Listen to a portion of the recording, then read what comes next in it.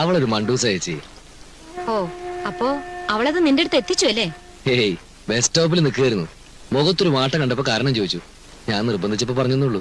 എന്നാലും വിവരം പറഞ്ഞല്ലോ. മോഹൻ അറിയോ ഈ വീട്ടിൽ എന്തെല്ലാം സംഭവങ്ങൾ നടക്കുന്നു?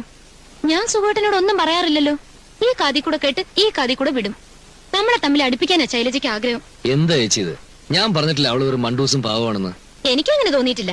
ഇന്നാളെ ഒരു ദിവസം സുഖേട്ടൻ ഓഫീസിൽ നിന്ന് വരുമ്പോ അവൾ ആ നടുവിലത്തെ മുറിയിലിരുന്ന് കാലും കയറ്റി വെച്ചിട്ട് മാഗസിൻ വായിക്കുക. എന്നാ സുഖേട്ടനെ കണ്ടിട്ടൊന്ന് അനങ്ങ്. ശൈലജയോ? എന്നാ അവള് തീർച്ചയായിട്ടും സുഖേട്ടനെ കണ്ടു കാണില്ല. അപ്പൊ ഞാൻ നുണ പറയണമെന്നല്ലേ?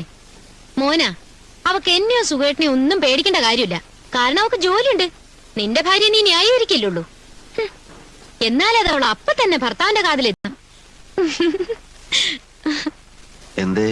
അല്ല, ഞാൻ ഓർക്കായിരുന്നു, സുഖേട്ടനെ ഞാൻ ആദ്യമായിട്ട് കാണുമ്പോ ഞാൻ വിചാരിച്ച സിനിമയിലുള്ള മമ്മൂട്ടിയാണെന്നാ. അയ്യോ, സത്യമായിട്ടും ആ ശബ്ദവും ഗാംഭീര്യവും എല്ലാം.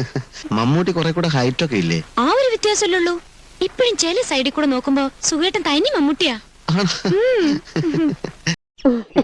അതുകൊണ്ട് വഴക്കിടാൻ ഭയങ്കര നാണക്കട. അമ്മേ, എന്താ? ഇങ്ങോട്ട് വന്നൊരു കാര്യം പറയട്ടെ. എന്റെ മരുവള ഭയങ്കര സ്നേഹത്തില.